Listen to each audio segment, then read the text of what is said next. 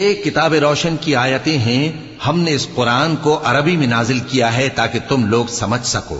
اے پیغمبر، ہم اس قرآن کے ذریعے سے جو ہم نے تمہاری طرف بھیجا ہے تمہیں ایک نہایت اچھا قصہ سناتے ہیں، اور تم اس سے پہلے بے خبر تھے۔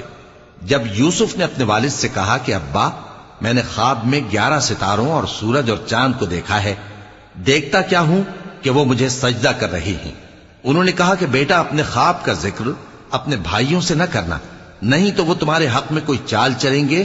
کچھ شک نہیں کہ شیطان انسان کا کھلا دشمن ہے، اور اسی طرح اللہ تمہیں برگزیدہ و ممتاز کرے گا اور خواب کی باتوں کی تعبیر کا علم سکھائے گا، اور جس طرح اس نے اپنی نعمت پہلے تمہارے دادا پر دادا ابراہیم اور اسحاق پر پوری کی تھی، اسی طرح تم پر اور اولاد یعقوب پر پوری کرے گا۔ بے شک تمہارا پروردگار سب کچھ جاننے والا ہے، حکمت والا ہے۔